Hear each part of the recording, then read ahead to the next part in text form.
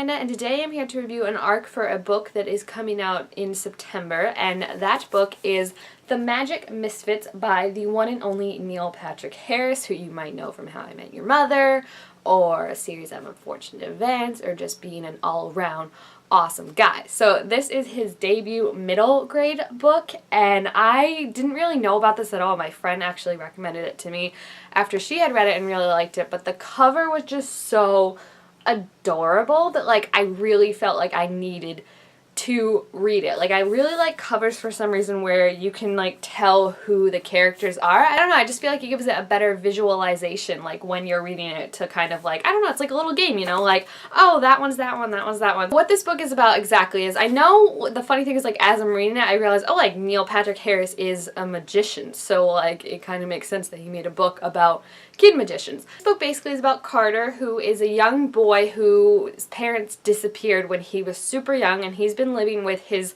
uncle ever since then, and his uncle is basically, weirdly enough, kind of like Count Olaf, except not as evil.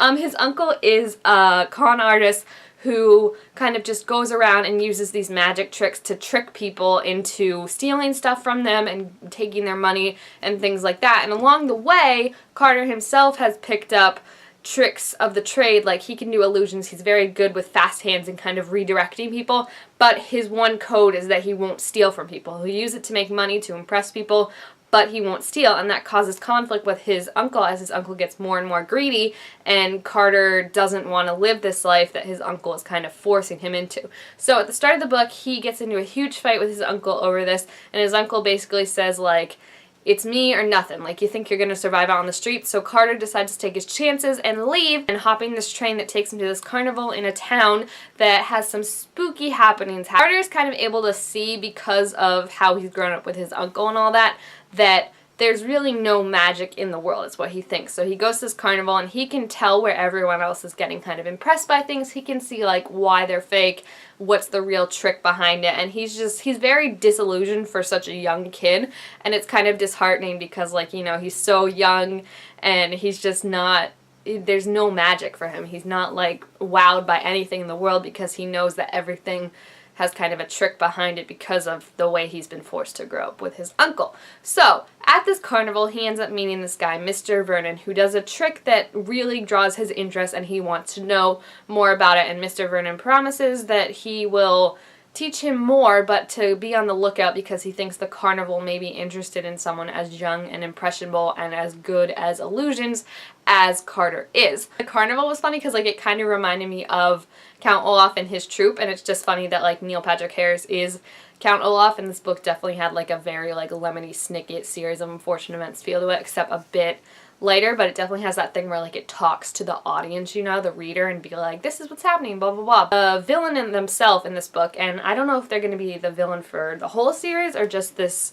one in particular, because it feels like there could potentially be more from them, but they are basically Carter's uncle tenfold. It's the leader of the circus. He's super greedy. He's using his circus to steal people's money, and he has this one heist in particular he's planning on pulling off at the end before he leaves town with the carnival and moves on to his next victims. So Carter kind of gets wrapped up in this because they want him to join and kind of, you know, give him an ultimatum, join us or swim with the fishes, you know? So what ends up happening is that after this, he goes to Mr. Vernon in the beginning of the book, and he finds 5 like-minded kids like him who all have these very special skill sets in a certain part of magic. So one's really good at escapism, one's really good at levitating things, and they all kind of have their own thing, and it's really interesting because they find that they all fit very well together because they're all kind of misfits. So Mr. Vernon's daughter is adopted and has 2 dads.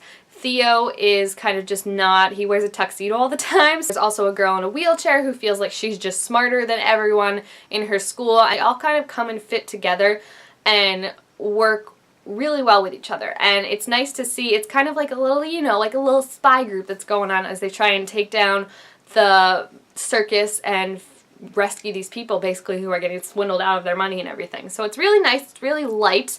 It's not anything too drastic, but it definitely has those undertones of Carter trying to find what love is, and maybe magic isn't like pulling out a wand and going wachoo, but magic can be about just the more mundane things like love and belonging and family. So I really, really enjoyed this book.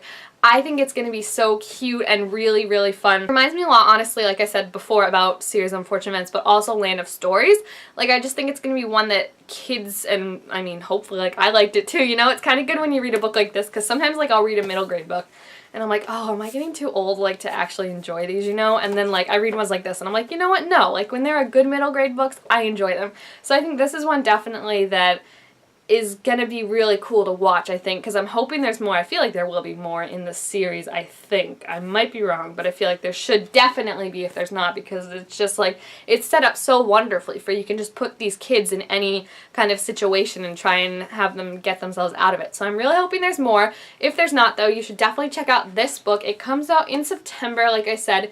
It's just so adorable, and I feel like I haven't read a good book with like magic and circus and a circus in a while, and I ended up giving it 5 out of 5 stars. So if you are interested in reading this book or have already read it, please feel free to leave your thoughts about it down below in the comments. Also, make sure to give this video a thumbs up if you enjoyed it, and or a wand up if you enjoyed it, going with the magic theme, and I will see you guys next time. Bye!